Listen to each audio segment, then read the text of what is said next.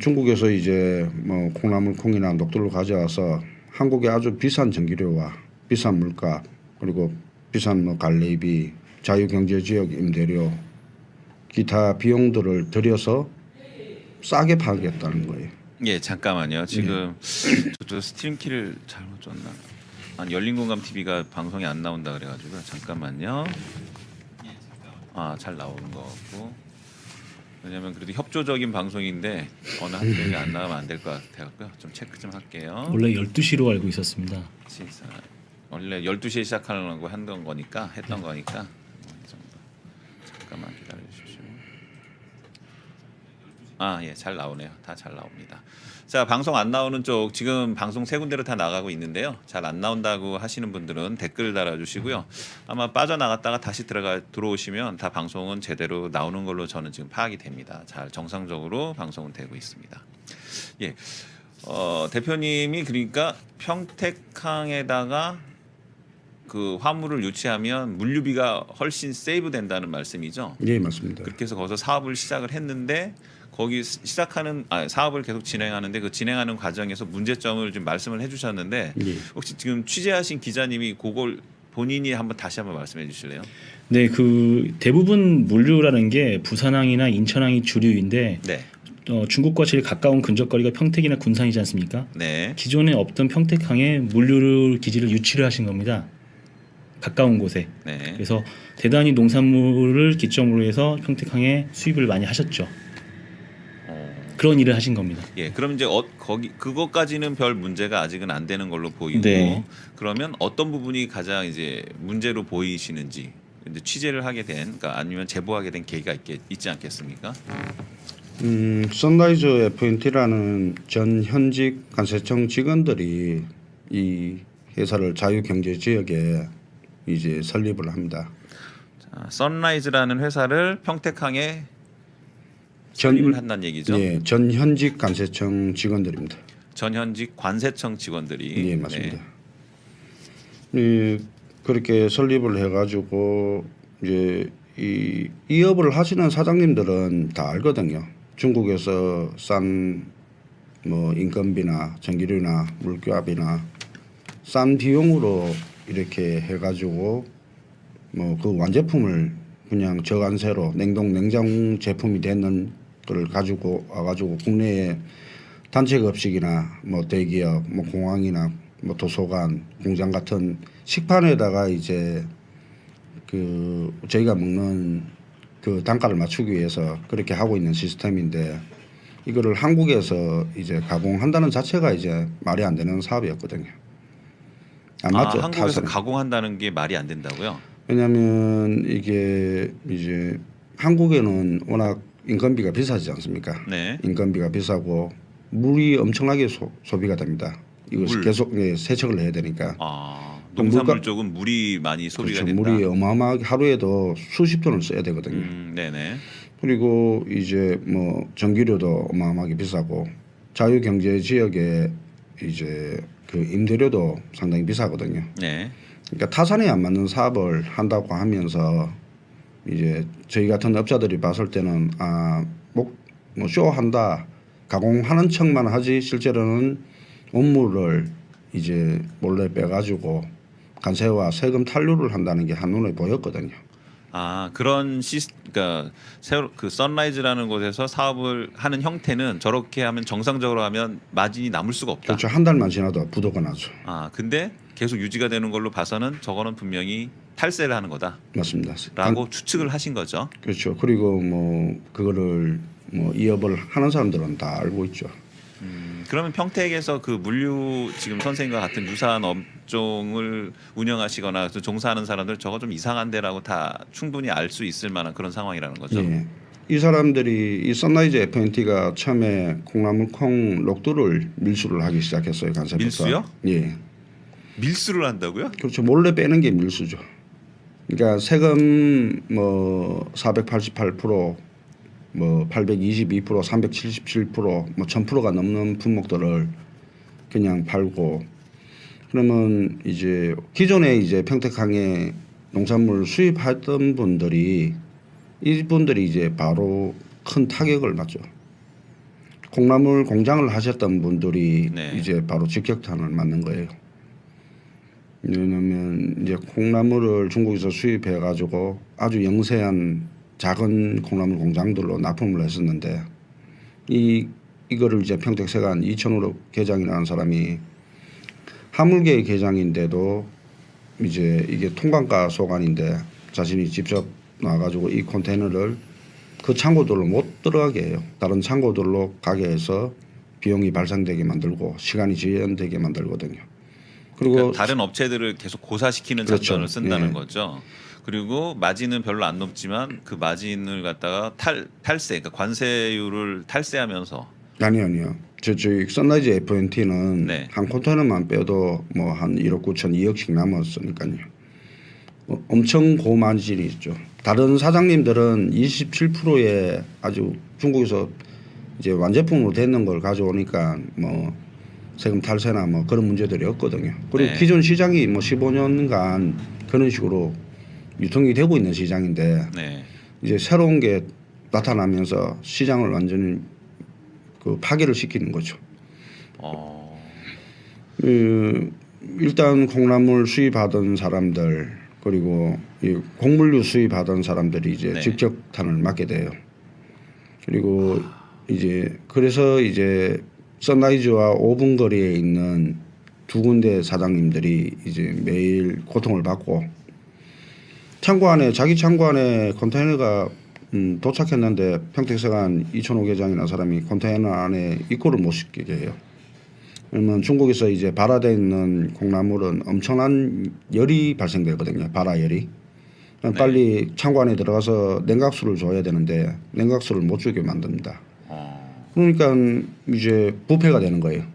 부패가 되면 이제 그 콩나물 통에 있던 게 아주 일부만 부패가 돼도 냄새가 다 이렇게 전염이 되니까 다 폐기를 해야 되거든요. 폐기도 그냥 아무 때나 할 수가 없어요. 도세문구는. 예, 지금 좀 어려운 얘기가 좀 나오는데 예. 박종환 님이 1쿼터가 약 2억이면 한 달간 몇 쿼터 수입하나요? 이게 무슨 말인지도 모르겠네요. 질문 자체가. 컨테이너를 보신 적이 있었을 거예요. 뭐 긴 예. 컨테이너가 40피트고 네. 그 반만한 게 20피트 컨테이너거든요. 네. 40피트면 대략 3, 4, 12m, 10m, 12m? 예, 그렇죠. 반- 저희가 뭐 TV나 뭐 한쪽에 아니면 이 컨테이너를 그 운송하는 트레일러 대부분 보신 적이 있었을 예, 거예요. 트레일러 본 적 예, 있죠. 맞습니다. 근데 이제 기존 사장님들은 40피트 큰 컨테이너에 6톤밖에 못 가지고 와요. 네. 근데 선라이즈 FNT는 20피트 작은 데에 온물인 콩을 이제 20톤을 가지고 올 수 있어요. 톤수부터 틀리고 유통기한 그러니까 여기는 선라이즈 FNT는 아주 안전하죠. 부패할 염려가 없지 않습니까?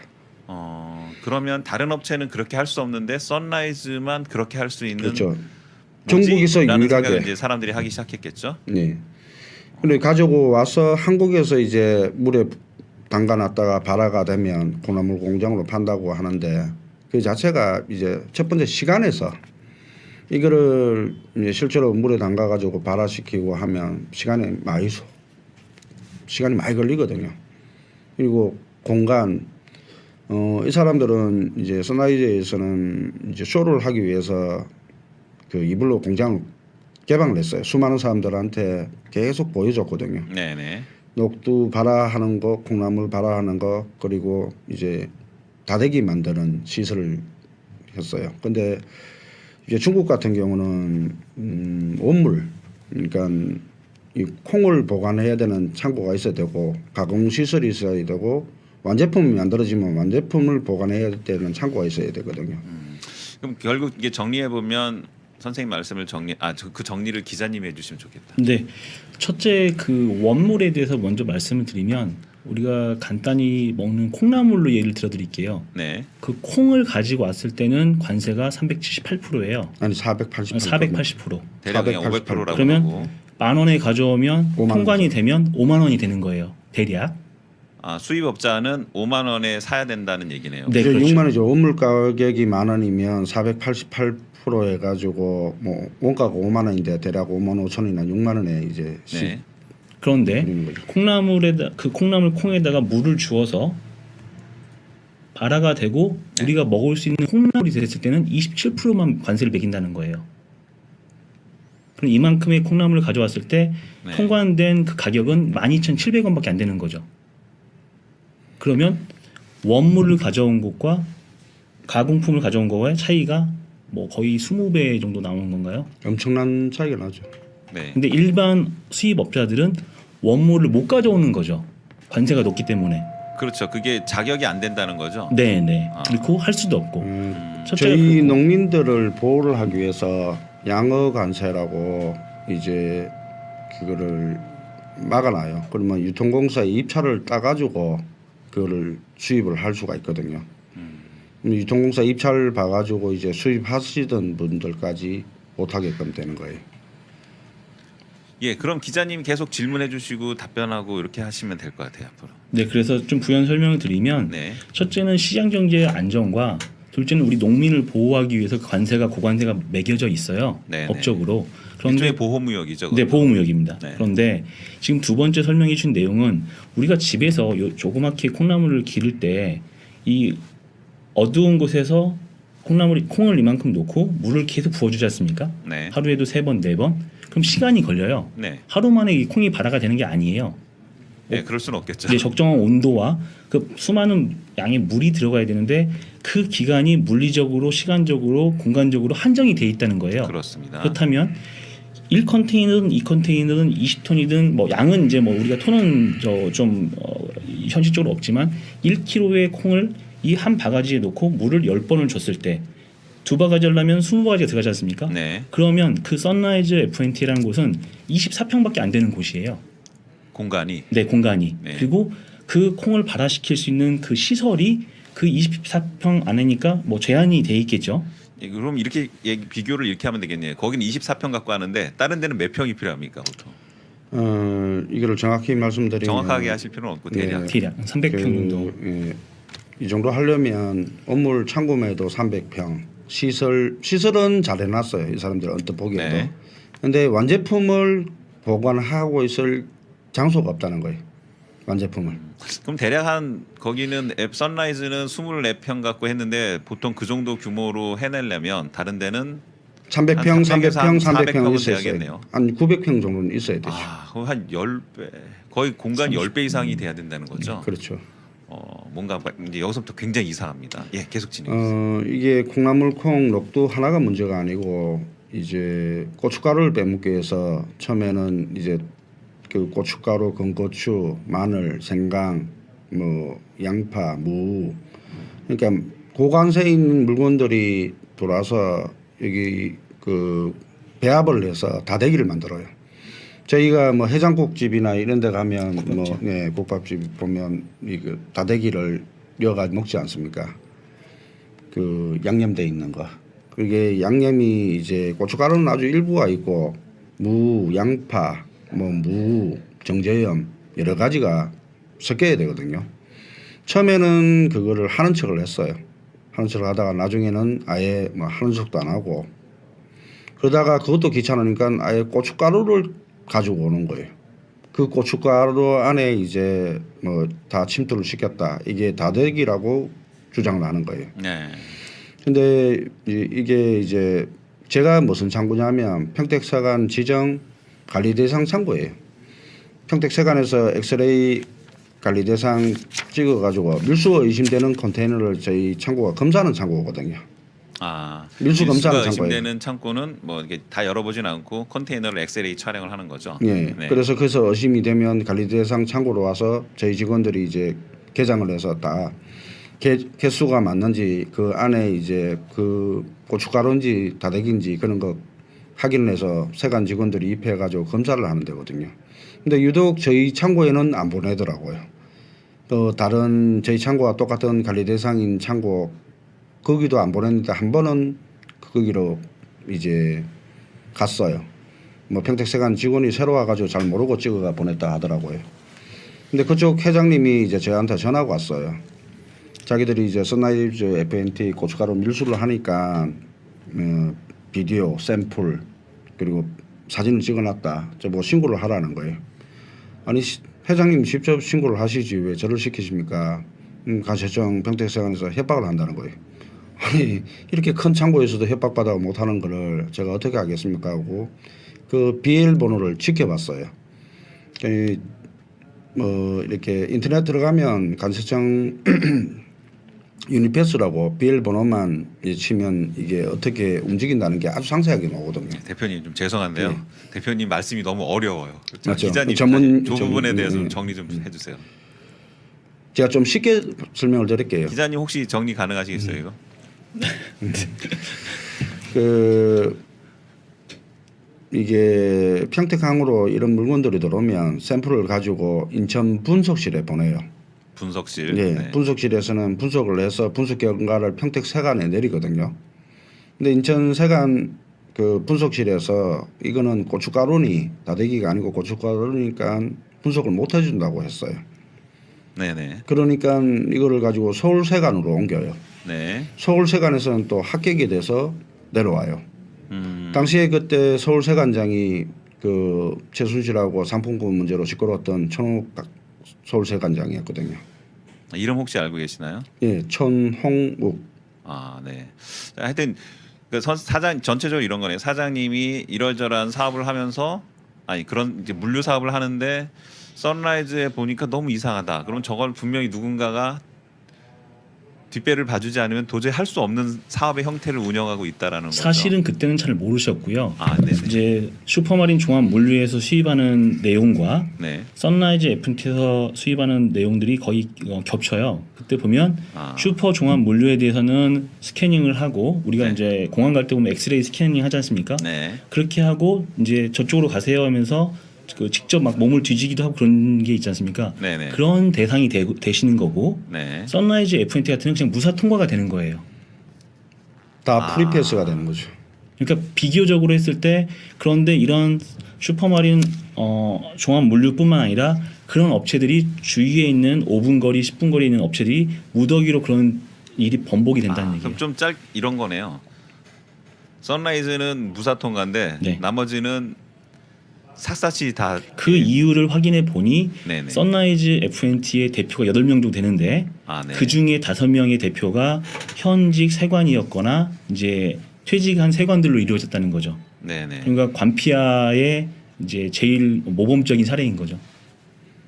물론 퇴직하신 분들이 무조건 그 탈세를 하신다는 건 아니지만 그렇죠. 그 선라이즈 FNT 같은 경우에는 실제로 그걸 조사한 경우도 많이 있었고 네. 또 모 장관께서 그 평택항에 대해서 선라이즈 FNT나 그 관세청의 관계에 대해서 확인을 하라고 굉장히 많은 시간을 들여서 조사를 하신 기록이 있습니다.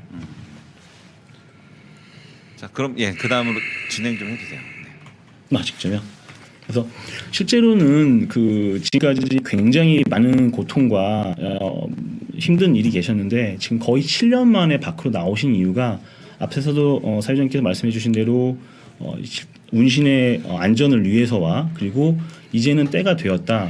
왜 그러냐면 제가 오늘도 가족분을 만나 뵙고 왔습니다. 그런데 지금 한 가정의 삶이 아니에요. 한 개인, 한 가정, 한 조직, 한 기업이 완전히 쉽게 말씀드리면 폐가망신을 했어요. 그래서 그거에 대한 그 너무 복잡한 악의 카르텔에 대한 피해자로서 나오셨지만 그 과정이 너무 복잡하고 기획적이고 조직적이어서 하나하나 공감을 얻기 위해서 안전을 위해서 나오신 거예요. 그래서 네, 네. 첫 번째 그 시발점이 이제 선라이즈 FNT이고 그 이후에 대기업들이 계속해서 슈퍼마린 종합물류 이성열 사장님과 동생인 이영일 사장님과 사촌인 이창현 사촌과 또 가족들한테 협박을 하고 이런 일이 계속 7년 동안 이루어져요. 10년 가까이 이루어져요. 그래서 그거를 합리적 현재는 의심이지만 저희가 추측하고 확인을 하는 과정에서 팩트와 비교 검색을 해본 결과 피해 입은 사례 예를 들어서 검찰에 갔는데 5년 동안 계속 끌고 돌리다가 잘라내고 또 감옥에 보내고 회사를 망하게 하고 민사를 걸고 형사를 하는 과정들이 지금 기존에 있던 어떤 높은 자리에 계셨던 가족을 음해했던 내용과 너무 패턴이 똑같다는 내용이에요. 그래서 그거를 풀어서 설명드리기 전에 지금 대표님이 하셨던 일과 그 피해를 입으셨던 일의 첫 번째 사례가 선라이즈 FNT인 거예요. 자, 계속 진행하기에 앞서서요. 저희 네. 그 선생님 기자님 성함 좀 알려주세요. 자막에 좀 넣어야 될 것 같아요. 네, 열린공감TV의 강성 기자입니다. 외자이신 거예요? 네. 네. 예, 알겠습니다. 자, 그러면 그 또 이런 사례들은 계속 있을 것 같고 네, 하나하나 풀어드리겠습니다. 많은 분들이 이제 궁금해하시는 건 네. 이게 윤석열 처 일가와 어떤 식으로 관련이 돼 있는지 그 얘기가 이제 좀 시작이 제일 되는 것 같아요. 궁금하시겠죠. 네. 그 좀 그 윤석열 전 검찰총장의 부인인 김건희 씨의 그러니까 김건희 씨의 고모부, 막내 고모부인 장진호 씨에 대해서 이제 선생님께서 설명을 드리겠습니다. 네. 장진호 씨를 처음 알게 된 게 2009년도에 저희 보수창고에 이제 생강무역 하시는 분들이 있었는데 그분들하고 이제 거래를 하고 제가 뭐 그분들 도와가지고 같이 생강 수입을 하고 했거든요. 네. 그러면서 얼굴을 알게 되었고 이제 2011년도에 제가 냉동 냉장 창고를 하려고 창고를 임대를 받고 그 창고에 이제 제 선배가 이미 콩나물 공장을 하고 있었어요. 그 생강무역을 하시는 분이 이제 저는 300평, 600평을 냉동 냉장을 하고 그리고 이분은 300평에다 콩나물 공장을 하면서 이제 중국에서 콩나물이 오면 저희 창고에 이제 보관을 해서 제가 전국적으로 유통을 하기로 그리고 대기업들을 하고 이제 그 이야기가 다 됐었거든요. 그러니까 뭐 하루는 그분이 이제 놀러 와서 왜 냉동 냉장 창고를 안 하냐? 아 지금 대기업에 자금이 많이 묶여가지고 공사를 못 하고 있다니까 자기가 현금을 3억을 투자를 하고 부동산 있는데 14억을 대출을 받아서 총 한 17억을 이제 투자를 할 테니까 냉동 냉장 사업을 하라는 거예요. 그리고 이제 1억을 줘가지고 공사업자한테 1억을 줬는데 이 공사업자가 도망을 가버려요. 한 2달 동안.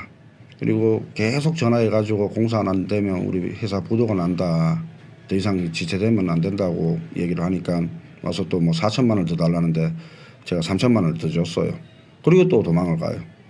그래서 제가 제 동생이랑 그 회사를 찾아가가지고 이런 식으로 하는 게 어딨냐. 앞전에는 공사를 잘 하고 신속하게 했는데 왜 이런 식으로 하냐니까 그쪽 이제 사장이나 상무가 하는 말이 그 자신들의 한국 후지 냉기인데 자신들의 냉동기를 몽골에 수출을 했는데 가서 제청에서 문제가 됐다. 그거하고 나하고 무슨 상관이냐. 못 알아듣고 있으니까 뭐 국세청에서도 뭐 협박이 온다. 그거하고 나하고 무슨 상관이냐 도대체 하니까 그때 이야기를 하는 거예요. 장진호 씨를 만났는데 선생님 잠깐만요. 선생님 말씀이 발음이 좀 정확하지가 않아서 예, 마이크를 맞습니다. 좀 하나 따로 쓰려고요. 잠깐만요. 죄송합니다. 저기 해주세요. 많은 일로 이가 하나도 없으세요. 제가 좀 크게 말씀드릴게요. 아 잠깐만요. 마이크 다시 또 하나 있으니까요. 죄송합니다. 마이크를 하고 있습니다.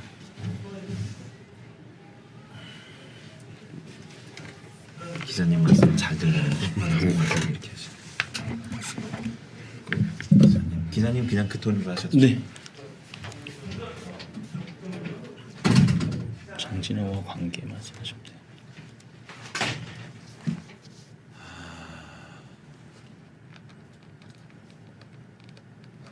예, 이 대표님, 예. 이 대표님. 예. 아, 예. 좋네요. 이제 좀 소리가 좀 깔끔하게 나가는 네네. 거예요. 예. 예, 이제 계속 말씀해 주세요. 2011년도에 그래서 공사업자한테 돈을 주고 공사업자가 시간을 지연을 하는 바람에 찾아가서 항의를 하니까 그때서 이야기를 하는 거예요. 장진호 씨가 찾아왔다. 근데 만났는데 제가 돈을 못 구하면 저를 쫓아내고 자신들이 마무리 공사를 하겠다는 거예요. 그리고 이제 제가 뭐 공사를 반은 그 업체로 맡기고 반은 다른 데로 맡겼어요. 근데 한국 후진냉기에서는 또 노호림이라는 또 하청업체를 또 일을 주면서 제가 자금이 안 돌아가니까 대출을 뭐 많이 받아준다면서 이제 다시 계약서를 작성을 했어요. 공사비가 2배 가까이. 그리고 뭐 대출 해줄 업체도 전화를 바꿔주더라고요. 근데 실제로 이제 그 계약서를 작성하고 나니까 공사를 또 안 해요.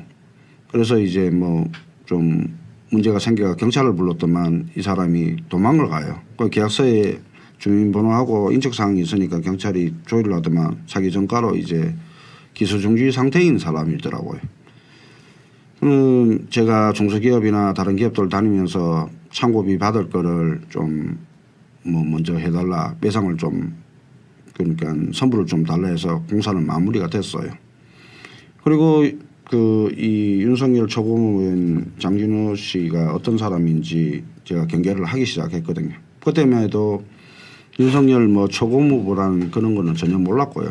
윤석열의 예, 처고모요. 예, 고무부. 요까지 하시고요. 예. 자 기자님이 다시 정리해 주셔야 될 것 같아요. 네, 그러니까 패턴이 똑같은 게 뭐냐면 그 장진호 씨라는 분이 나중에 알고 보니 자기도 주장을 했었어요. 나는 검사 사위가 있다. 그래서 그 알고 보니 당시는 윤석열이었는데 지금 윤석열이가 떴지 그 당시는 윤석열에 대해 모르셨어요.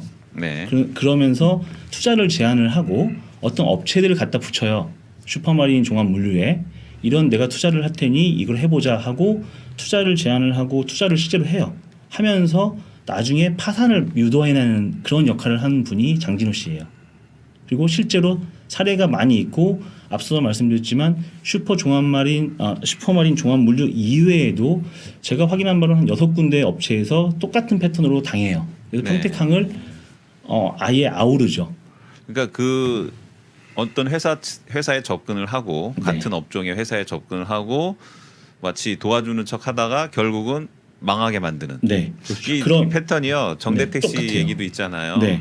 정대택 씨도 뭐 대출해주고, 아니 뭐 부동산 투자해서 이게 정대택 씨만 있는 게 아니에요. 피해자가 저희가 이런 사례가 또 있습니다. 네, 그 뵀는데 그때 배워서 그 다음 걸 계속 카피하면서 업그레이드 되는 거더라고요. 아니 그 전부터 네. 이제 땅을 같이 사가지고 투자를 하고 뭐 서로 분쟁이 생겨가지고 1심에서 이겼는데 네. 윤석열 뭐 선배인 이상준 뭐 변호사인가 그 사람이 개입을 해가지고 2심을 뒤집는 경우도 있었고 그리고 또 실사례를 말씀하시는 겁니다. 네. 장진호 씨와 생강 사업을 같이 했던 사람들이 거의 다 구속이 돼요. 장진호 씨는 여기서 윤석열 처의 예, 처고모부. 처고모. 막내 고모의 남편. 네. 그러니까 김건희 씨의 고모부의 남편, 아니 네. 고모부. 예, 맞습니다. 어, 그렇게 뭐 소문들이 되게 안 좋았어요. 그렇죠. 사장님들이 저 사람은 이제 남 해코지하고 재산 뺏는 낙으로 사는 사람이니까 거래하더라도 조심하라는 이야기들이 많이 들렸거든요. 근데 특히 눈에 띄게 이렇게 저한테는 해코지는 안 하는데 보면 야금야금 이제 저를 계속 망가뜨리고 있는 거예요. 근데 시작부터가 공사 제가 이제 냉장 창고를 해야 되는데 네. 그 담보를 그러니까 땅이 있다. 그 땅을 대출을 받겠다 해가지고 경기 남부 수입에 이제 같이 갔어요. 그러니까 그 땅 자체가 이미 다른 사장님하고 같이 반반 돈을 내서 이제 소송 분쟁 중인 건데 그런 땅을 이제 대출을 받아가서 돈을 준다.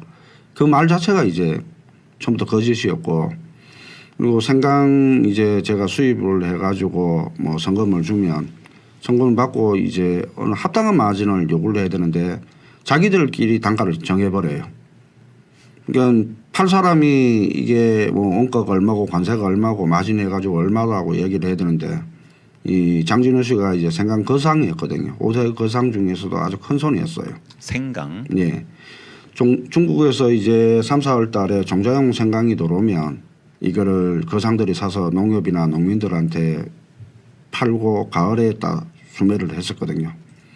근데 합당한 마진을 안 주니까 생강 수입업자들이 저가 신고를 하는 거예요. 저가 신고를 해가지고 3, 4년 거래하다가 말 안 들으면 그 사람들을 뭐 관세청이 자료를 줘가 진역을 보내버리는 거예요. 선생님 죄송합니다. 네. 무슨 신고요? 예? 무슨 신고를 한다고요? 그러니까 저가 신고에는 밀수했다고 그 같이 동업했던 사람들을 신고를 해서 진역을 보내요. 지금 저가 신고라는 게 무슨 저가 말이죠? 그러니까 세금을 1,000불을 내야 되는데 500불을 내니까 네. 500불에 대한 차익이 이제 관세청 입장에서는 추징을 해야 되지 않습니까? 네. 이 밀수고 관세 포탈이니까요. 네네. 그 부분을 이제 자기들이 이제 단가를 정해가지고 수입업자들한테 유도를 시키고 그 몇 년간 같이 이제 사업을 하다가 말 안 들으면 이제 징역을 보내버리는 거예요. 알겠습니다. 계속 진행해 주세요. 그 장진호 씨에 대한 소문은 나빴는데 그래도 뭐 특히 뭐 저한테는 눈에 띄게는 안 하고 저도 뭐 큰 게 저희 회사하고는 뭐 생강철에만 3, 4월 달에 뭐 거래를 하는 거니까 괜찮았는데 이 사람이 같이 사업하다가 징역을 보내는 사람이 5년 2개월 징역을 살고 나왔어요. 나왔는데 이 사람이 장진우 씨를 계속 협박을 하니까 그 비싼 냉동 탑차를 사줘요. 그리고 선라이즈 FNT에 콩나물 콩하고 녹두 배달하는 일을 하고 있더라고요. 그때 어떻게 선라이즈 FNT와 이렇게 연결이 될까 의아했거든요. 그리고 제가 선라이즈 FNT가 계속 이렇게 밀수하고 관세 포탈하는 거를 뭐 평택세관 주무계장이나 인천이나 신고를 계속 하고 있었다고요. 식물검역시각청. 그리고 욕을 계속 하니까 자기 처조카 사이가 윤석열인데 그 장모 최은순 씨한테 그 선라이즈 FNT 비리에 대해서 이제 팩스를 보내라 해서 제가 여직원들 시켜서 한 두세 번 보내고 통화도 직접 한 두세 번 했거든요. 설명한다고. 근데 뭐 별다른 일이 없더라고요. 그래서 선라이즈 FNT 밀수하는 거를 계속 이렇게 세관 직원들, 식물검역소 직원들 조사를 하다 보니까 이게 평택 세관 뭐 식물검역소나 세관 직원들의 비리가 아닌 고위층들이 연루가 돼 있다는 것을 제가 알게 됐어요. 그리고 뭐 그것도 계속 신고를 하고 특히 2014년도에 제 동생이나 저나 뭐 말도 안 되는 직원들이 횡령을 하고 그 물건이 없어지니까 저희를 간세법 위반으로 그 엮어가지고 세관 조사, 검찰 조사를 받고 재판을 받았어요. 근데 그때 이제 평택 지청장이 율준 씨인데 이 사람이 청와대 공직기강 비서관으로 한방에 이제 영전을 해요. 그래 여러 가지로 이제 좀 높은 사람들이 많구나. 특히 2013년도에 이제 선라이즈 FNT에서 이제 제가 최순실을 목격을 했었거든요. 당시만 해도 뭐 최순실이 누군지도 몰랐고 강남에 사채하는 여자라고 뭐 이야기를 하더라고요. 그래서 제가 뭐 서울지방경찰청 그리고 뭐 서부지검, 중앙지검 계속 신고를 했어요. 신고를 해서 그때 이제 뭐 강남의 사무실도 알아내게 됐고 이 업무를 빼돌리는 이천의 창구까지도 알아내게 됐어요. 그리고 이게 문제가 커져가지고 중앙지검 매사부와 관세청이 같이 합동 조사를 했었거든요. 장기간. 근데 시간을 뭐 3, 4년 동안 끌면서 엄청난 양을 이제 관세 포탈하게끔 방치를 하고 뒤늦게는 뭐 바지 사장 하나 구속되는 그리고 그 이후로도 계속 제가 신고를 하니까 뭐 약식 기소, 불기소 이런 식으로 되더라고요. 그래서 제가 그 2016년 말에는 실명으로 그 높은 사람들을 다 일일이 국민신문고로 6번을 신고를 해요. 그래서 뭐 2017년도에 그 박영수 특검이 꾸려지고 윤석열 검사가 뭐 특수 일부장으로 뭐 조사를 철저하게 하더라고요. 저는 그래서 뭐 최순실 구속됐으니까 관세청 고위직들이나 이 사람들이 다 구속될 줄 알았는데 구속은 안 되고 뭐 상품권 문제로 천호 관세청장, 김대섭 인천세관장, 인천세관 이상기 조사과장이 이제 상품권 문제로 그때 조금 시끄러웠어요. 언론에도 나오고. 그러고 말더라고요. 그 최순실하고 고영태만 이제 구속이 되고 관세청 고위직원들은 뭐 아무 문제도 없고 당시에 이상기 인천세관 조사과장 차명 계좌에 뭐 80몇 억이 있었다. 그래 그거 아니다. 더 많은 돈이 있을 거라고 제가 계속 제보를 했는데 뭐 몇백억이 나왔다는 거예요. 그 지금 이성열 대표님께서 말씀하신 내용은 당시에는 아예 인지도 못하셨던 내용이에요. 실제로 뭐 앞서 말씀드린 비선실세 최순실 씨나 어떤 분들을 직접 자리에서 만나고 시간이 지나서 보니 아, 그 사람이 최순실이었구나를 느끼는 건데 사실 이성열 대표님께서 하셨던 행동들은 뭐냐면 슈퍼마린 종합물류에서 피해를 입었던 타 업체에서 경쟁에서 완전히 이 차이가 나는 그런 거에 대해서 관세청과 식약청과 경찰과 검찰에 수많은 신고를 하셨어요. 수많은 신고를 하시는데 신고자에 대해서는 오히려 잡아놓고 주변 사람들에 대해서 피해를 입는데 실제로 행위를 했던 사람들에 대한 거는 아무런 조치가 없었다는 말씀하시는 거예요. 그러니까 피해자한테는 계속 힘들게 만들고 네네. 가해자한테는 처벌을 하지 않고 실례로 태경농산이라는 곳에서 이제 사촌 동생인 이창현 씨를 구속을 시키고 민사 10억에 대한 횡령으로 고발을 하고 또 관세법 위반으로 관세청에서는 고발까지 해요. 그래서 직접 구속까지 돼요. 그런 상황들이 하나하나의 이제 뭐 기존에 있던 패턴입니다. 몸뚱이 있으면 이성열 대표라는 큰 조직이 있으면 팔 자르고 다리 자르고 그 아랫 사람들 친한 사람들을 하나씩 잘라내는 그런 과정인데 그걸 인지하지 못하시고 순수하게 관세청과 지자체와 검찰과 경찰에 계속 신고를 하셨다는 내용이에요. 태경농산에 대해서 한번 설명을 해주시겠습니까? 예, 그 전에 제가 신고를 하면 압수수색 영장이 없이 계속 압수수색이 돌아요. 근데 그 뭐 업을 하고 있는 사람들은 솔직히 세관 계장 하나가 업체 하나 그냥 부도나게 하는 거 일도 아니거든요. 이 업종을 해보신 분들이나 뭐 관련 분들은 잘 아실 건데 어떻게 이제 신고하는 사람한테 압수수색 영장도 없이 와가지고 직원들을 괴롭히고 압수수색을 하고 그것도 한두 번이 아니거든요. 그리고 태경농산 제가 농심 자회사인데 농심 자회사와 농심 사돈회사 우일수산 태양물산 있어요. 다 라면 수프를 만들어요. 농심 라면을 보시면 그 라면 수프가 있지 않습니까? 라면 수프를 만드는 회사들인데 이 세 군데가 한꺼번에 저희랑 거래를 한다면서 접근을 라면 스프요? 네, 라면 수프. 라면 스프. 그 안에 고춧가루, 뭐 마늘, 뭐 그 많이 들어가지 않습니까? 네네. 그 라면 수프 회사들이 뭐 접근을 해서 첫 거래부터 어마어마한 손실을 줘요. 뭐 또 제가 뭐 어떤 손실을 줬다고 구체적으로 뭐 말씀드리면 또 길어지니까. 근데 이제 그 일이 벌어질 때 또 저희가 평택에서 아산창고로 뭐 만두를 옮기는데 새벽 3시까지 제가 직원들이 자꾸 사고를 치니까 지켜보고 있었어요. 이 만두를 뭐 한 30분만 하면 정리를 하는 거를 그를 다 끄집어내 놨더라고요. 복도와 이제 마당에다 창고. 근데 이제 아침에 만두 업체가 전화가 와가지고 뭐 직원들이 만두 다 끄집어내가 녹았다고 막 소리를 질러서 제가 가보니 그 장소에 또 그 윤석열 최고부인 장진호 씨가 와 있는 거예요. 너무 신기한 거예요. 그리고 이제껏 장진호 씨가 이제 소개했던 사람들이 전부 다 저한테 사기를 쳤거든요.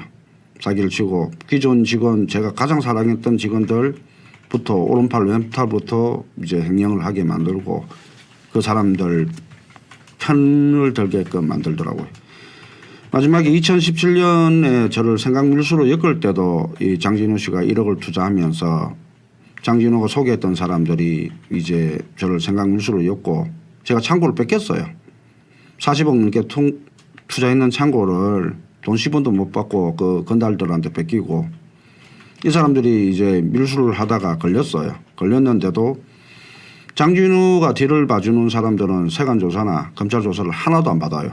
제가 평택세관 평택검찰에 수없이 신고를 했는데도 증거까지 다 제출을 했는데도 안 받고 오히려 그쪽에서 밀수했던 작은 회사를 조사만 하더라고요. 타겟으로 삼는 거죠.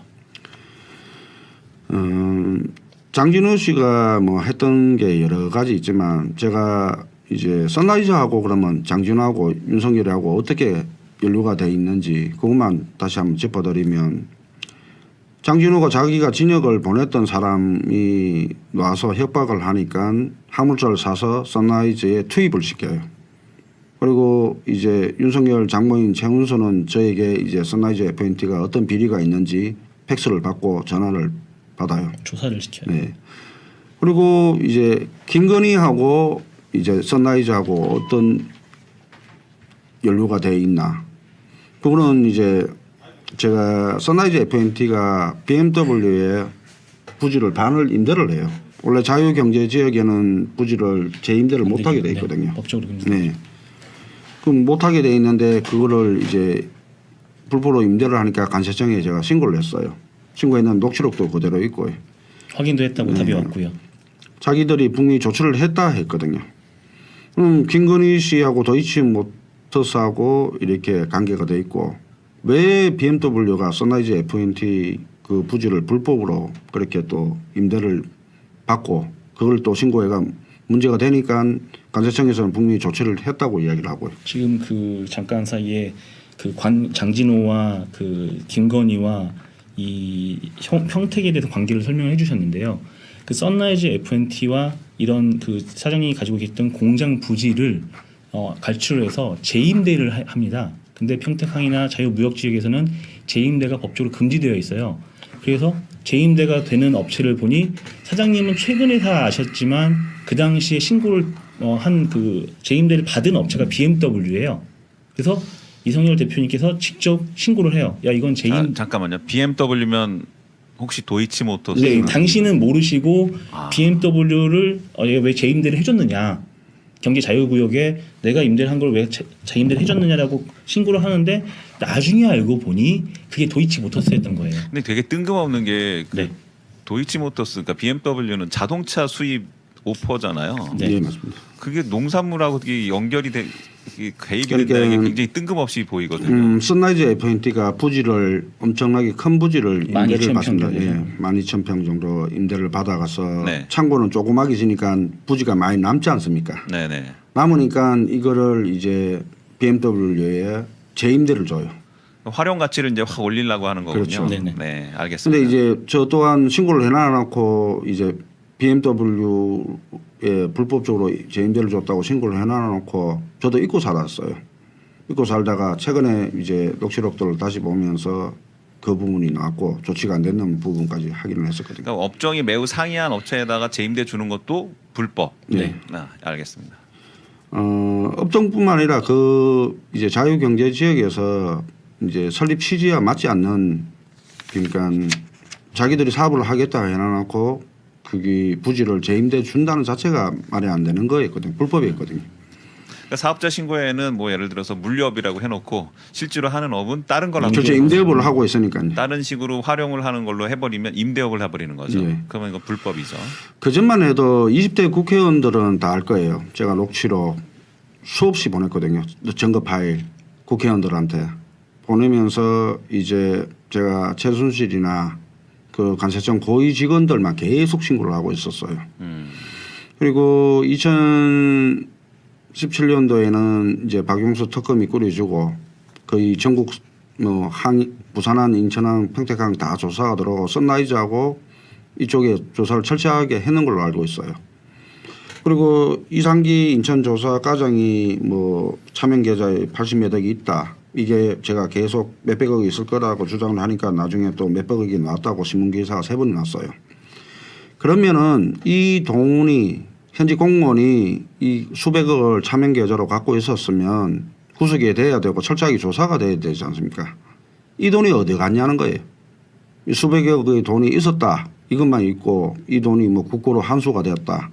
아니면 뭐 그게 있어야 되는데 돈은 사라지고 이제 뭐 조사도 제대로 안 되고 실제로 이제 뭐 그 문제뿐만 아니라 상품권으로 매각 매직을 했지 않습니까? 매각 매직을 했으면 고용태만 구속이 되는 게 아니라 돈을 줬는 현직 공무원들도 구속이 돼야 되는데 네. 매각 매직을 했는데 돈 준 놈은 뭐 옷만 벗고 법무법인의 뭐 회장으로 가버리고 아무 이상이 없어요. 오히려 뭐 다시 복직하려고 뭐 소송까지 하고 있더라고요. 그러면은 제가 봤을 때는 그런 거예요. 합리적으로 의심을 하면 최순실이나 관세청 고위직 그리고 검사들이 김기춘, 우병호, 율준 이 검사들이 연루가 돼 가지고 선라이즈 FNT에 큰 세력들이었는데 돈을 받는 그때 당시 이제 그거를 철저하게 조사했던 윤석열이가 이 업체를 이 돈과 먹으려고 저는 덤볐다는 거 보거든요.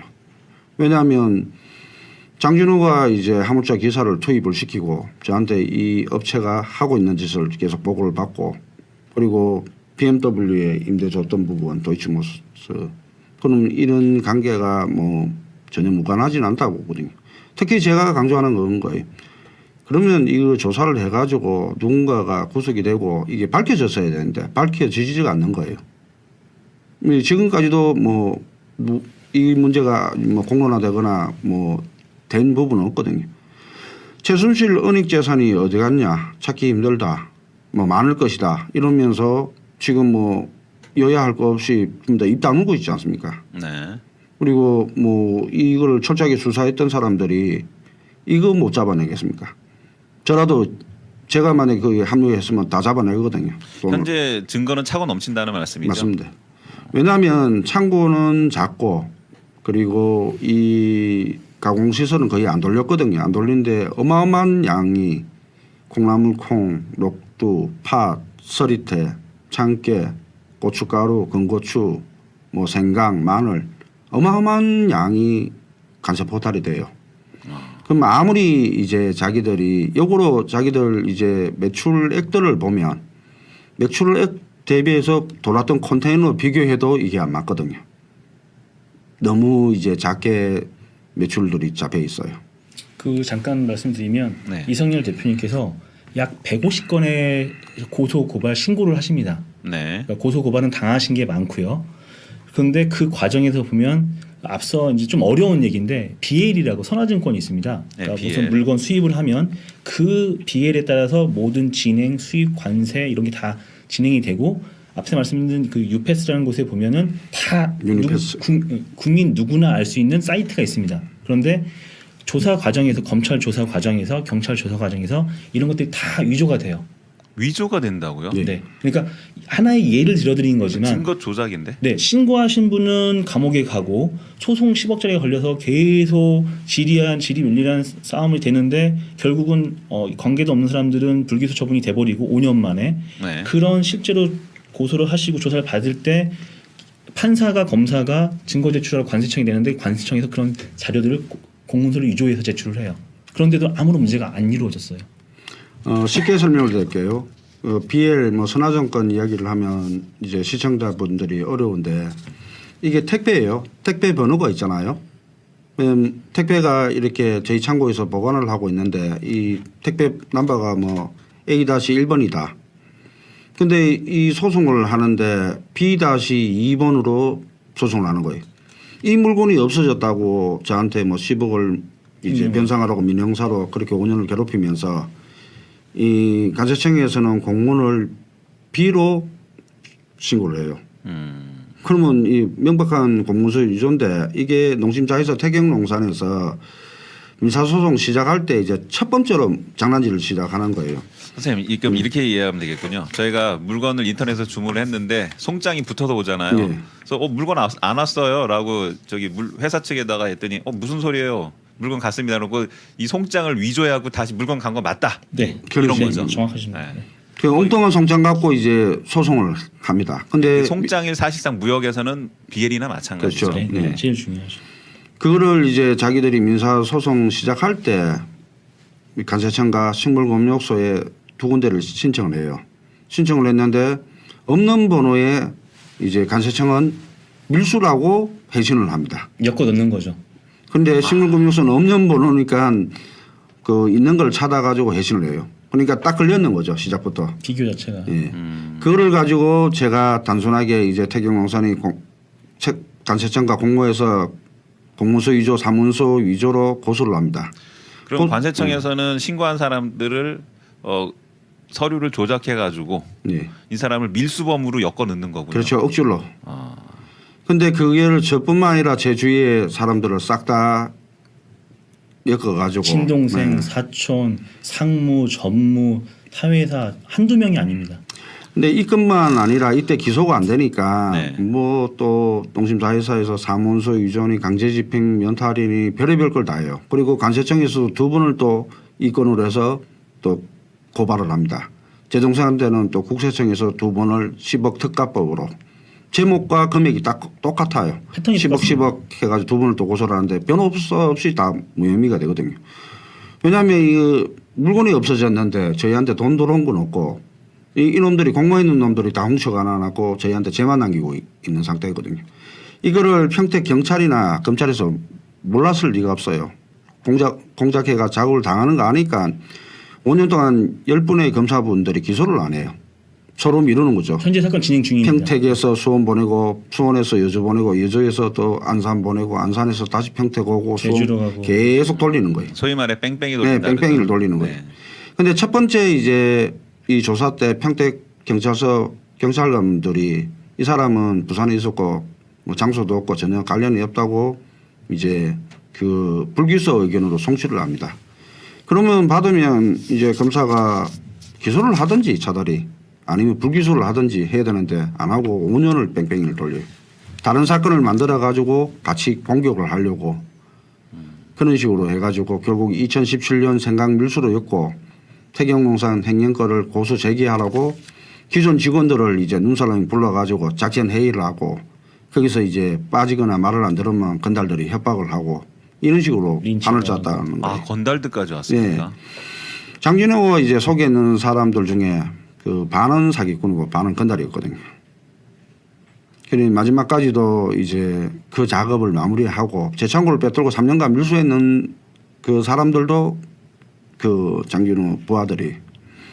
자 여기서 장진호는 윤석열 현 검찰총장 김건희의 네. 고모부. 네. 어떻게 보면 윤석열 검찰총장이 그때 당시 취임사 내용 중에 공정한 거래를 뭐 해치면 어쩌고 저쩌고 할 때 저는 하루 종일 우셨어요. 하루 종일 울었어요. 이제 다 끝났구나. 구속되고 또 신문에 간세청 고위직들이 이제 상품권으로 자리를 사고 매각매적했다니까 저는 정말 막 존경하는 분이라고 막 제가 엄청 떠들고 다녔거든요. 오히려. 근데 보니까 사건은 이제 핵심 대가리들만 구속이 되고 아니면 구속 안 돼 버리고 돈들은 없어져 버리는 거예요. 그 많은 돈들, 그 사건들은 없어지고 계속 신고하니까 이제 저한테 불이익을 계속 주고 제가 뭐 그래서 원망을 많이 했어요. 뭐 대통령도 원망하고 뭐 이거 정권이 바뀌어도 바뀌는 게 없구나. 근데 이걸 계속 제가 조사를 당하고 불법적으로 이렇게 검사들이 하는 행태들을 보면서 아 이게 검사들이 문제고 그리고 고위직 검사들과 정관 이제 검사 출신의 변호사들의 문제구나. 자 당장에 제가 기소를 3개를 당했는데 뭐 구속을 안 당하려면 돈을 구해서 이제 고액의 정관 변호사를 사야 되지 않습니까? 제가 검찰 개혁해야 된다고 떠들고 다니는데 현실은 돈을 구해서 고액 변호사를 사야 돼요. 국선 변호사는 이렇게 복잡한 걸 할 수도 없을 뿐더러 제주도에서 국선 변호사님이 정말 판사가 그렇게 막 탄압하고 괴롭히는데도 꿋꿋이 해줬어요. 근데 이 사건이 이제 제가 제주도에서 판사를 3번이나 고발을 했거든요. 말도 안 되는 짓을 계속하고 있으니까 아니 내 돈 횡령해 간 사람들은 고액 변호사를 사갖고 오고 나는 2017년도에 이제 사채까지 써가지고 돈이 10원도 없었어요. 저희 아들들은 중학교만 졸업하고 네. 이제 뭐 피신을 시켰거든요. 골프장에 공 주는 일이나 하고 있고 와이프는 와이프대로 아프고 어머니는 어머니대로 아프고 동생은 감옥에 가고 동생 감옥 갔다 와서 완전히 이제 정신줄 놓고 아버지도 동생이 구속이 되니까 구속청에 또 신고를 해요. 하니까 병원에 10개월 동안 누워 있는 사람을 아버지를 또 잡아가지고 강제 퇴원시켜 가지고 또 8개월 구속을 시켜요. 강제 퇴원을 시켰어요. 예. 입원한 사람을. 예, 맞습니다. 그리고 제가 2014년부터 간세청부터 해가 여기저기 이제 신고. 고소 당하고 고발 당이 엄청 많아요. 그 중에 이제 3건이 난 거예요. 근데 불기소 처분 이유를 하나하나씩 보시면 이거는 말도 안 되는 아무 이유가 없어요.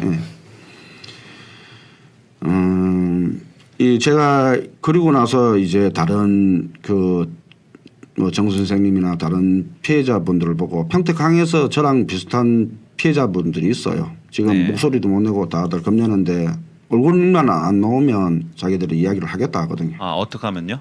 얼굴이 안 나오면 아직 얼굴이 무서운 안 거예요. 나오면 네. 무서우실 거예요. 그렇죠. 네.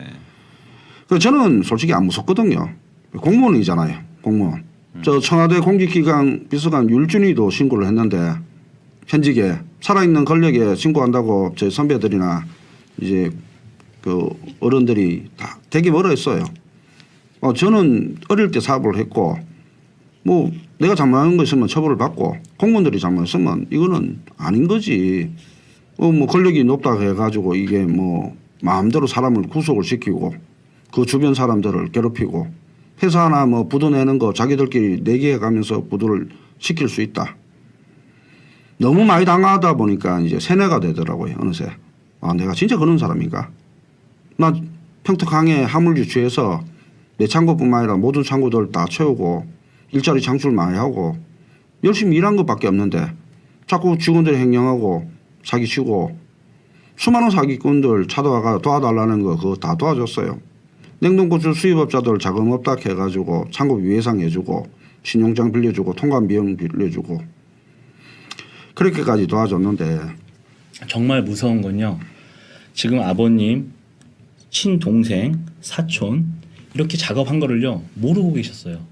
왜? 너무 철두철미하게 거리를 두고 자르고 연락을 단절시키고 잡으러 다니고 이렇게 도망다니다 보니까 실제로 제가 가족을 만나 뵀어요. 근데 예. 최근에서 알고 그 서류를 보니까 이건 너무 무서운 이 조직적이고 계획적이고 너무 이제 악의 카르텔에 의한 누군가를 위한 어떤 개인의 경쟁업체가 이렇게 이거를 뭐 경쟁하기 위해서 돈 벌기 위해서 한 일이 아니라 아예 조직적인 그러니까 지금 기존에 있었던 어떤 높은 고위직에 대해서 가족에 대해서 87명 불러서 소환해서 조사하고 있지 않습니까? 네. 그런 행위들이 그런 높은 자리에 계시고 유명하신 분도 그런데 이런 개인이라면 얼마나 철저하게 철두철미하게 잘라내고 이 거리를 두게끔 했냐 이거죠. 그래서 실제로 피해 입으신 분을 제가 연락을 뭐 4일 5일 하고 만나 뵀는데도요 이러고요 몸이 얼으셔가지고 그러니까 사실은 대표님도 굉장히 지금은 이제 함께 도움을 청하고 내가 이렇게 당당하다를 말씀하시지만 기존에는요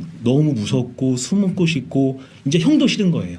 그래서 전화도 안 받고 굉장히 그러셨어요. 그래서 너무 그 가족 간에 그런 이 괴리감이 생긴 게 나 때문에 생기지 않은 타인 때문에 어떤 악의 카르텔 때문에 생긴 이 괴리감 때문에 너무 힘들으셨는데 이제는 힘을 내고 용기를 내셔서 나오신 거예요.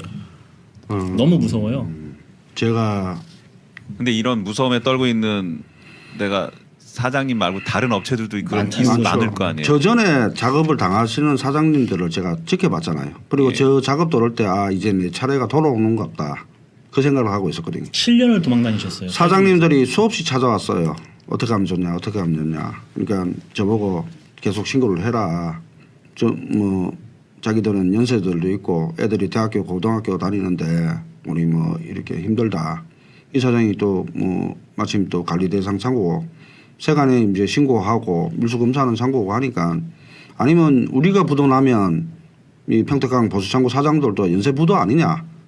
왜 저희 손님들이 다 죽어 나가는데 그대로 놔두면 창고에 물건들이 안 들어오니까 저희는 이제 인건비가 워낙 많이 나고 전기비 임대료가 워낙 고액이거든요.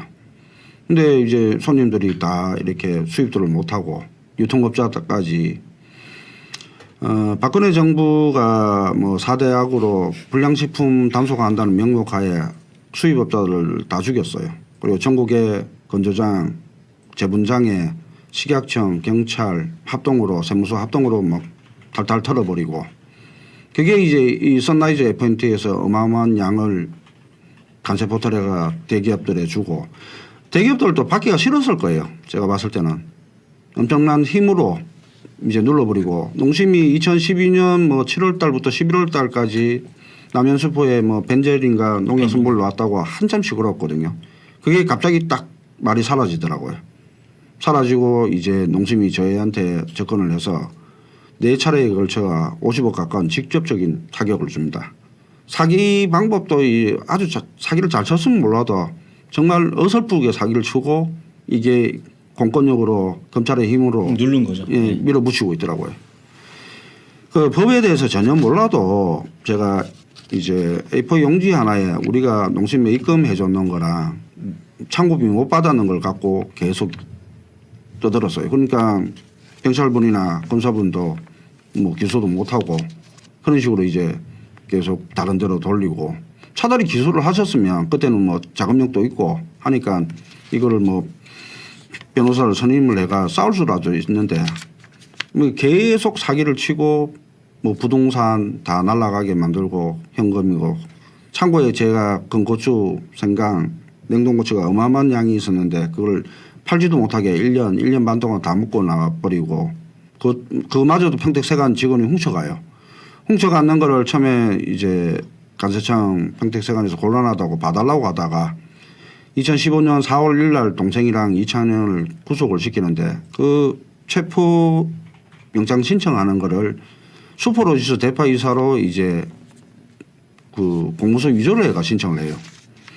그러면 이 사람이 수포로지수 대표이사인지 아닌지는 법인 등기부를 보고 검사나 판사가 체포영장을 줘야 되는데 안 보고 줬다는 거죠. 아니면 지시를 했는 거예요.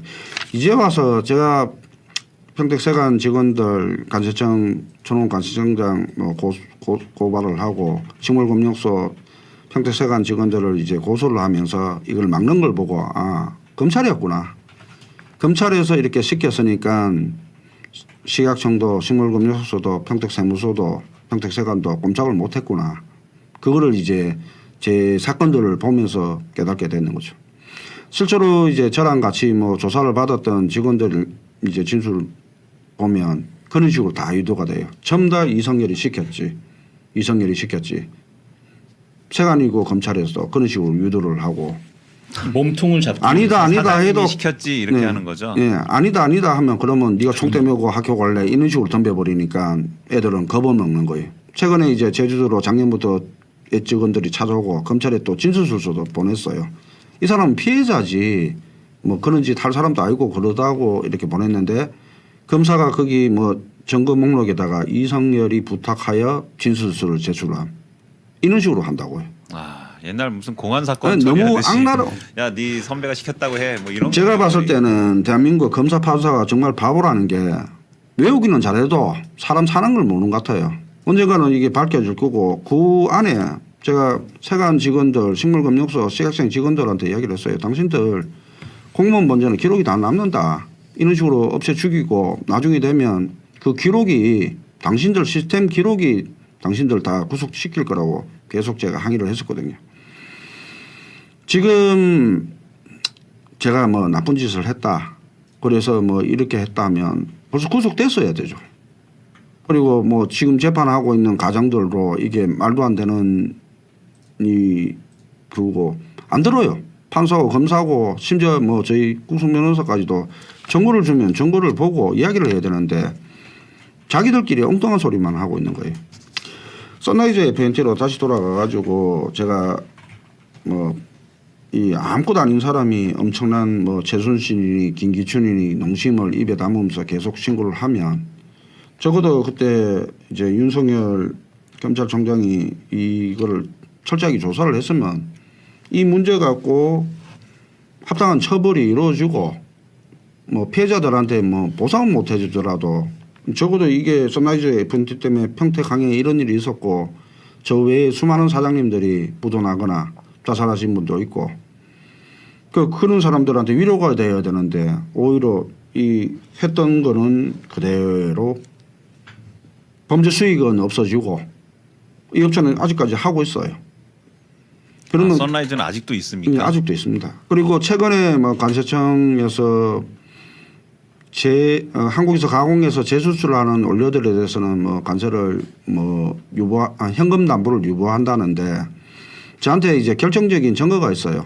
2015년도에 선라이즈 FNT가 생강을 수입을 해서 농협에 납품을 했거든요. 농협에 예. 농협 일종 우리가 아는 농협 하나로마트 얘기군요. 그러니까 전국에 생강 취급 농협이 있어요. 네네. 생강을 심을 농민들이 있는 장목반이 있는 그 농협들에서 이제 보통 수입업자들한테 사는데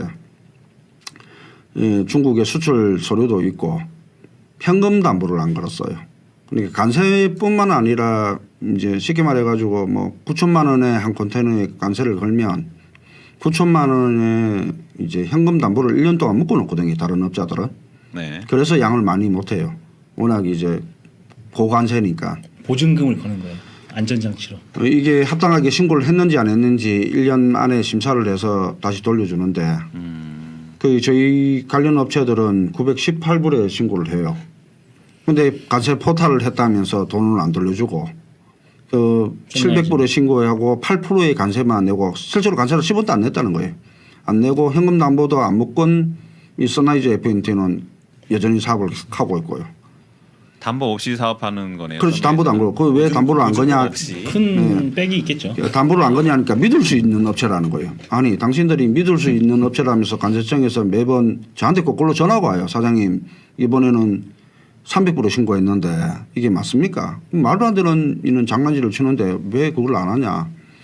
그리고 이제 그 앞전에 최능아라고 평택 통강 지역과장이 관세청 감찰과장이 되고 청와대 총무비서관으로까지 갔거든요.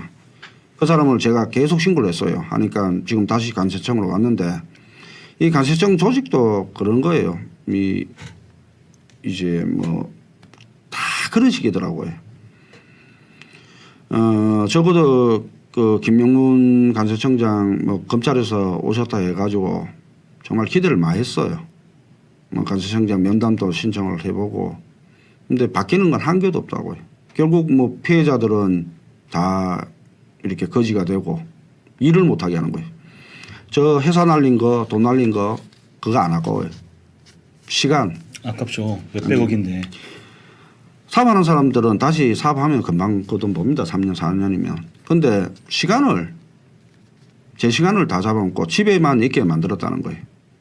그 집에서 이제 한참 돈 벌어가지고 애들 뒷바라지 해야 되는데 돈이 없어가지고 고통받는 가족들 지켜볼 때 그리고 제가 왜 무너졌냐면 솔직히 저는 간세청이니 뭐 국세청이니 식물금융 시각청 눈 하나 깜짝 안 했어요.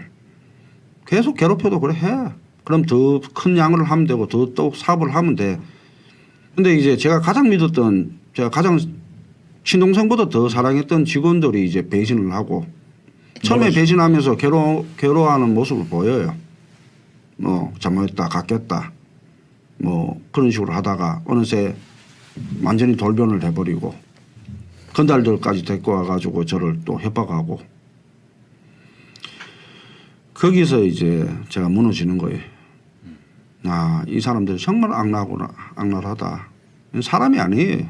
얘들은. 저희가 지금 해시태그 운동을 해서 이제 선라이즈는 누구 겁니까라고 이제 해시태그 운동을 계속 하자고 이제 계속 할 건데요. 네. 그럼 선라이즈는 누구 겁니까라고 사람들이 물어보면 대표님은 어떻게 대답하시겠습니까? 처음에는 최순실 거였는데 지금은 윤석열 뭐 장모 이 사람들 거라고 보고 최은순. 있거든요. 네. 검사들의 거라고 보고 있습니다. 최은순 씨가 지금 윤석열의 장모죠. 네. 그거 아니면 윤석열 검찰총장이 철저히 조사해가지고 그 돈들이 누구 주머니로 갔는지 여야 정치인들 뭐 주머니로 갔는지 본인 주머니로 갔는지 아니면 제가 헛소리 하고 있는지 저희 회사부터 해가지고 선라이즈 철저하게 다시 조사를 하면 되지 않습니까? 그러니까 최순실이 관리하던 걸 이제 최순실이 감옥에 가니까 이걸 이제 다른 사람이 인수인계 받았다고 주문을 찾는 거죠. 새로운 주인이 바뀐 거군요. 네. 그게 뭐 바뀌었다고 한두 추정이 되네요. 한두 명이 이걸 했겠습니까? 그렇죠. 한두 명에서 할 수가 없는 일이죠, 이거. 제가 간세청에 한 100번 넘게 정보 공개 요청을 해요. 슈퍼마린, 슈퍼코리아 종합물류랑 선라이즈 FNT랑 엑스레이 관리 대상 찍었는 비율 그리고 우리가 수입했을 때 수입했는 단가 저희는 항상 세금을 많이 냈거든요. 대기업 농협 거래를 하니까 85% 이상. 예, 아니 95%, 93%. 그 나라에서 나라는 세금을 다 냈어요. 그리고 저희 회사가 잘못했으면 국세청에 뭐 그 탈루했다고 맞아야 될 거 아니에요. 간세청만 저한테 66억, 어머니한테 30억, 동생한테 58억. 동생은 작년에 또 신문까지 났어요. 개인 부분 1위. 저희 가족이 뭐 최순실보다 훨씬 많은 이 간세청 추징금을 맞는데 법적인 근거는 없어요. 또 그냥 A4 용지 하나에 간세청장 하면서 그렇게 보내고 있어요. 막 그래 이거를 제가 간세청에 신고하면 선라이즈와 평택세관 직원들이 이런 나쁜 짓을 하니까 조사를 해달라고 신고를 하면 그 신고를 평택세관은 내려버려요. 그러면 신고했는 사람 신원 노출되고 바보밖에 안 되거든요.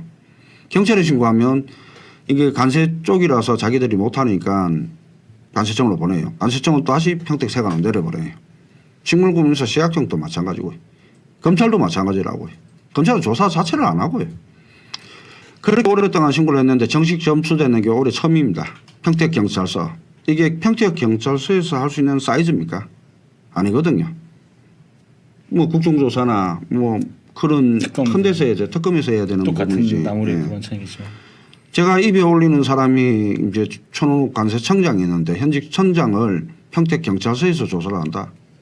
말도 안 되는 짓을 하고 있는 거죠. 관세청장을 지방에 있는 경찰서에서 조사한다. 조사가 잘 안 되겠죠. 네. 그러니까 신고하는 사람 의지를 꺾고 너는 아무리 그래봐야 안 된다. 자포자기하게 만들더라고요.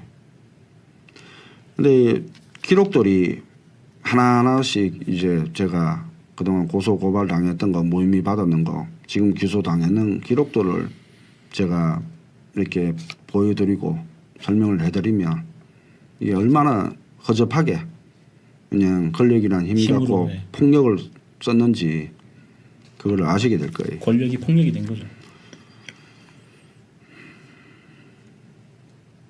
지금 열린공감 TV 측 채팅창을 보니까 그 운영자신 것 같아요. 사건 개요가 이렇게 나오네요. 2017년 이전 곡물 및 농산물의 수입을 관장하는 세관원 출신들이 만든 선라이즈는 실제 최순실과 김기춘 등의 국정농단이 관리하던 마르지 않는 뭐 돈줄이었다. 이렇게 그러나 이걸 좀 읽어드려야 될 것 같아요. 그러나 저들은 무주공산이 된 선라이즈 FNT, 그러니까 선라이즈죠. 무주공산이 됐다는 건 이제 최순실이 잡혀 들어가니까 무주공산이 된 거죠. 주인 없는 회사가 됐죠. 이 FNT를 김건희와 그의 엄마 최은순 등이 지배 구조를 최은순 등이 꿀꺽했다는 거죠. 증언에 따른 합리적 의심이라고 합니다. 이건 대표님, 그러니까 이성열 대표님도 똑같이 생각하시는 거죠. 네, 맞습니다. 그리고 그러면서 최순실하고 피해자 같이 이성열 씨는 사업했던 사람들이 어마어마한 고통을 받고 최순실하고 같이 사업했던 사람들은 그대로 있거든요. 그러면 사장님이 이제 피해를 입은 기간은 그러니까 시작이 된 건 사실 최순실 때부터 피해를 받기 시작한 거군요. 2011년 7월부터 시작이 되죠. 최순실 때부터 피해를 받다가 네. 계속 피해를 받다가 어느 시점인가 이제 주인이 바뀌어 버린 거고. 네. 주인이 바뀔 만한 상황은 됐네요. 그래서 제가 그래도 계속 신고를 하니까 네. 이제 선라이즈 FNT에 이렇게 사람들이 주목이 되고 하니까 그 옆에 평택세관 출신의 계장이 보수창고를 차려요. 근데 선라이즈 FNT로 들어가던 그 곡물류들이 그 창고로 다 들어가더라고요. 그리고 2017년 5월 달에 저를 체포영장까지 떨어뜨리고 기소를 기소 중기 떨어뜨려 가지고 제 창고를 강탈을 했지 않습니까? 네. 강탈하고 3년 동안 이제 제 창고를 운영을 하면서 어마어마한 밀수를 하거든요. 그래 거기 근무했던 직원들이 이제 증거를 다 가지고 다른 기자님을 만났어요. 만나가지고 이제 이야기를 다 했는데 그 핵심 밀수를 했던 사람들은 조사 자체를 안 받아요.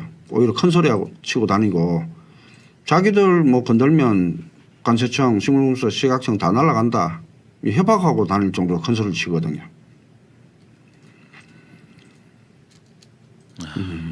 제가 이렇게 나와서 말씀드리는 부분은 저 하나 이런다고 세상이 바뀌지는 않는 걸 알아요. 이미 기득권들이 이런 식으로 하고 저 말고도 다른 분야에 수많은 이런 피해자들이 있을 거 아니에요. 근데 왜 공무원들이 국민들을 위해서 일할 생각을 안 하고 좀 더 이제 돈 만드는 일을 하냐는 거예요. 그럼 사업을 하든지 장사를 해야 되지.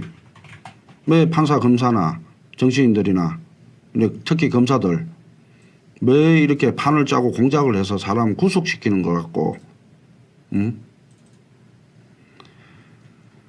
답답해서 나와서 말씀을 드리는 거예요. 참 이런 게 장시간에 걸쳐서 이런 일이 일어난다는 게 참 이거 뭐라고 표현을 하지? 좀 대단한 사건들이네요. 제가 창고를 지어 가지고 직원들하고 친구하고 같이 좀 제 창고를 갖고 싶은 욕심에 투자를 했는데 그 창고가 이제 제 밑에 직원하고 장진호 씨가 저 몰래 소송을 해요. 근데 윤석열 초고무부가 투자를 했는 걸로 만들어서 소송에 이겨요. 근데 그 앞전에 이제 또 다른 사장님이 보니까 같이 투자를 했는데 그런 식으로 또 소송을 해가지고 이 사장님은 1심에 이겼는데 또 2심에서는 져버리고 같이 생각무역을 했던 분들은 구속이 되고 나와가지고 또 협박하니까 그런 식으로 하고 그 검사도 유명한 분 아닙니까? 네, 맞습니다. 예, 이제 오늘은 이 정도 한번 마치고요. 대표님 혹시 아까 같이 피해를 입으신 그 여러 회사 대표님들 네. 얼굴 공개는 곤란하지만 목소리는 괜찮다고 하셨잖아요. 예, 예. 거기에 대해서 강성 기자님 열린공감 TV 이쪽에서 어떤 계획이 있나요? 네, 저희가 지금 그 지난주에 단독으로 일부가 나갔고 네네. 2부, 3부 계속 연속 취재를 하고 있으면서 실제 검증을 하고 있는데요. 그분들이 실제로 많이 연락을 주세요. 그래서 어떤 자리를 마련하는 것도 분명히 필요하고 더블 체크리스트 필요해서 계획을 잡고 있습니다. 저는 이 방송이 나가면 평택항에서 농산물 무역하셨던 분들이나 창고했던 분들이 제보가 많이 들어오고 용기를 냈으면 좋겠거든요. 아무리 뭐 거대한 세력이 있다 해도 국민들을 이기지는 못할 거라고 생각하거든요. 네네. 아이고. 잠시만요. 이거 제보를 써놔야겠나? 제보 010 이렇게 써놓고요.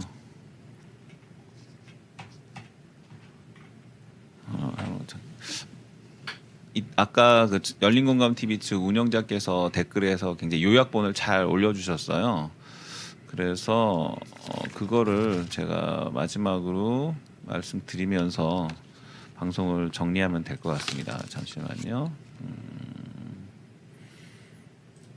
네, 이렇게 하고 좀 참 대단한 사건이라서 저번에 저희가 이전에 그 정대택 씨나 노동봉 씨, 안소연 씨 피해에 대해서 이렇게 얘기할 때 참 어처구니가 없다 이런 생각을 했는데 이건 뭐 규모가 그거보다 뭐 엄청나게 크네요. 지금 말씀하신 게 전체 10분의 1도 안 됩니다. 네? 이제 시작입니다. 아 이제 시작이 된다는 거죠. 그 열린공감 TV에서 처음에 이거 인지를 하고 네. 취재를 하실 때 네. 상당 부분 고민이 좀 많이 되셨을 것 같아요. 네, 사건이 대표님께서도 너무 커가지고. 고민을 하시고 저희 스태프들도 고민을 많이 했습니다. 그런데 지금 이 대표님 이외에도 이전에도 이런 패턴들이 계속 많이 똑같은 일이 번복이 돼요. 그러다 보니까 이게 교차 검색이 되고 네. 또 같은 목적지는 보니까 검찰이나 뭐 악의 카리탈이 되는 거죠. 계속 나올 겁니다. 자, 그럼 여러분 이해를 돕기 위해서 마지막으로 제가 여기 댓글 워낙 잘 써주셔서 제가 이거 읽는 걸로 마감을 하고 읽고서 대표님이 여기에 대해서 소감 한 말씀 하시고 오늘 방송 일단 여기 하고 다음에 또 한번 기회를 갖도록 하겠습니다. 자, 사건 개요가 이렇습니다. 2017년 이전 곡물 및 농산물의 수입을 관장하는 세관원 출신들이 만들었습니다. 이 회사가 선라이즈, 정확하게는 선라이즈 FNT고요. 이 회사는 실제 최순실과 김기춘 등의 국정농단이 관리하던 마르지 않는 셈이었다라고 지금 추정이 되고요. 그러나 박근혜 정권 말 국정농단 사건이 터지면서 당시 박영수 특검은 윤석열 특수팀으로 하여금 관련 사건을 수사하게 하였다. 이때 윤석열의 처 김건희의 막내 고모부 장진호 씨입니다. 윤석열의 처 김건희의 막내 고모부 장진호 씨가 당시 평택 선라이즈에 대한 각종 비리를 파헤쳐 선라이즈와 최순실 등의 유착 관계를 김건희를 통해 윤석열에게 전달한다. 여기까지는 되게 좀 바람직한 내용 같은 느낌도 들어요. 근데 이에 윤석열은 마치 여기까지만 들으면 그 최순실하고 이 사람들이 장모가 왠지 제보를 하는 듯한 느낌인데 그게 아니고, 자, 이에 윤석열은 당시 관세청장인 천홍욱 등을 치면서 관련 관피아들을 모두 잡아들이거나 옷을 벗게 한다. 다 퇴직을 시키는 거죠. 동시에 최순실 일당을 잡아들인다. 피해자는 당시 윤석열이 자신의 재산을 찾아주고 억울함을 풀어줄 거라 여겼습니다. 그랬을 것 같아요. 이 당시 기분이 이거 뭔가 좀 되는 것 같은데 이런 기분 드시지 않으셨어요? 저는 하루 종일 울었다니까요. 해결될 것 같아서. 네, 취임사에 공정한 거래를 파괴하는 세력 얘기가 나오지 않습니까? 그게 이제 최순실과 그 김기춘, 무리들. 그 일당들. 예, 검찰 그 무리들이라고 저는 제 이야기를 하고 있는 줄 알았어요. 그래서 이제 그동안 억울했던 게 이제 다 해결이 되겠지 그 생각을 하고 있었어요. 그러니까 윤석열이 관세청장 천홍욱도 치고 네. 윤석열 최순실도 날아가고 다 감옥에 보내고 이러면서 이성열 대표님과 그 같은 피해자 분들은 이제 뭔가 이제 해결이 되겠구나 이런 상당한 기대를 하셨을 것 같아요. 맞습니다. 그런데 천홍은 구속도 안 되고 그 법무법인의 회장으로 가고 나머지들도 구속이 아무도 안 돼요. 예. 자, 그러나 그러니까 이 선라이즈 이제 주인 없는 회사가 됐고 그랬는데 이 회사를 선라이즈라는 회사를 김건희와 그의 엄마 최은순 등이 지배구조를 그러니까 이 회사를 꿀꺽 먹은 거죠. 이 먹으려면 당연히 뒷배가 필요했고 그 뒷배는 우리가 생각하는 충분히 추정되는 그 사람일 또 거고요. 보여지는 패턴이고. 예. 그러면서 피해자 여기 이성열 대표님은 다시 또 희망을 가졌던 게 다시 절망으로 바뀌고 계속적으로 검찰로부터 고통을 받고 지금도 현재 받고 있습니다. 이게 전체 사건의 개요라고 보면 되겠군요. 네, 맞습니다. 알겠습니다. 자, 그러면 이제 오늘 방송 여기서 마칠 건데요. 다음에 또 계속 해야 될 것 같고 열린공감 TV하고 저희도 뭐 할 수 있는 한 최선을 다해 보도록 하겠습니다. 자, 마지막으로 한 말씀 하시고 오늘 방송 여기서 마치겠습니다. 저는 뭐 자살하지도 않을 거고 끝까지 싸울 겁니다. 싸우고 평택항을 이제 검찰에서 거의 장악을 했다고 보시면 됩니다. 뭐 저희 창고 강탈하고 선라이즈 뭐 지배구조를 자기들이 차지하고 이 문제가 아니라 검찰에서 경찰 그리고 관세청, 국세청, 식물금수 식약청 직원들을 꽉 쥐고 이 항에서 바로 빠져나가는 밀수도 엄청 많아요. 매 평택 세관의 정창조가 아직까지도 그 자리에 그대로 있고 엑스레이 관리 대상 찍는 사람이 그대로 있고 예전에 이 문제가 발생됐던 이유도 평택 세관은 주무계장들이 10명씩 한 자리에 있었어요. 뭐 과장이나 세관장들은 1, 2년 만에 바뀌는데 한 자리에 오래 있으면 무조건 뭐 썩게 돼 있는데 이렇게 문제가 발생되고 세관 직원이 잘못하고 식물금융소 직원이 잘못하고 처음에 그 기관에 신고를 하면 그 기관에서 이제 처벌을 하면 돼요. 뭐 경기를 시키든 그러면 되는데 이거를 덮기 위해서 더 나쁜 짓들을 하면서 네가 감히 우리를 신고해? 우리 조직을 뭐 건드려? 그러면서 이제 자기들이 판을 짜고 그러면 경찰 검찰에서 이렇게 확실하게 조사가 해야 되는데 오히려 문만을 시켜버리고 사람을 바보를 만들어요. 지금 평택 뭐 검찰에서 제가 신고하는 거 계속 맡고 있는데 그게 뭐 그렇게 될 일도 아니고 공수처 설치가 돼 가지고 이 문제가 확실하게 이 연루자들이 뭐 절대 권력 있는 사람들인데 제가 지금 이 관련된 사람들 검찰에 신고해봐야 아무 의미가 없지 않습니까? 자기들 뭐 수장이나 고위직들이 연루가 돼 있는데 뭐 평검사나 아무리 뭐 정의감이 넘치는 검사가 수사하고 싶어도 안 될 거 아니에요. 네. 관세청에서 앞전에 감찰과장이 했어요. 조사를. 선라이즈랑 평택세관 직원들. 아직까지 휴직입니다. 2016년도에 조사를 했는데 휴직이고 이거를 제대로 이제 수사했던 경찰관 한 분은 파출소로 쫓겨가 가지고 그러고 있고요. 수사 의지가 있거나 끝까지 수사를 하겠다는 사람들은 휴직 아니면 자천돼 있고 이쪽에 이제 편을 드는 사람들은 아주 돈 되는 자리에 앉아 있어요. 승진하고 관세청장 표창까지 받고요. 그 관세청장 표창 받았는 내용이 공문서를 위조해서 제 동생을 구속시키고 제일 처음에 저 사건을 만들었던 두 놈은 이제 관세청장 표창을 받고 돈 되는 자리. 그럼 같이 근무하는 직원들이 어떤 생각이 들겠어요? 나 열심히 근무해봐야 소용없구나. 네, 소용없어요. 나도 해먹자. 실제로 더 타락하는 직원들을 제가 많이 지켜봤거든요. 그렇죠. 이런 걸 계기 선배들 아니면 자기 상사들이 이런 걸 하면서 돈 버는 거 보면 참 자기가 이렇게 사는 게 바보라고 생각할 수도 있어요. 네. 자, 그리고 취재하신 기자님 또 한 말씀 해주십시오. 네, 당연히 열린공감 TV 강성 기자는 함께 하고요. 오늘 도움을 주신 서울의 소리나 시사의 품격 앞으로도 함께 지켜봐 주셨으면 감사하겠습니다. 감사합니다. 네. 자, 그리고 이 사건에 대해서 좀 정리된 게 열린공감 TV 가면 또 정리된 영상들이 올라와 있으니까 또 봐주시고 여러분도 어떻게 하셔야 됩니까? 해시태그 운동 선라이즈는 누구 겁니까? 많이 퍼뜨려 주시고 오늘 이 컨텐츠 여기저기 많이 알려주시고 퍼뜨려 주시면 사실 윤석열 그 문제 그 장모에 대한 문제를 저희 서울의 소리에서 사실 저희도 처음에 할 때 굉장히 좀 무서웠습니다. 이거 해도 되나? 검찰청장을 검찰총장을 이렇게 공격하는 내용인데 사실 뭐 초심님은 별로 무서워하지 않으시더라고요. 근데 직원들은 솔직히 다 무서웠습니다, 솔직히. 근데 하고 나니까 뭐 별일 아니구나 그러고 생각도 들고 그리고 솔직히 요즘에 윤석열을 누가 무서워합니까? 무서워하지도 않는 것 같고요. 거의 종이호랑이가 됐기 때문에. 자, 아무튼 여러분들 많이 도와주시고요. 도와주시는 건 많이 봐주시고 퍼뜨려 주시는 겁니다. 자, 해시태그 운동 많이 참여해 주시고 오늘 방송 여기까지 마치겠습니다. 네, 감사합니다. 고맙습니다. 두 분. 감사합니다. 감사합니다.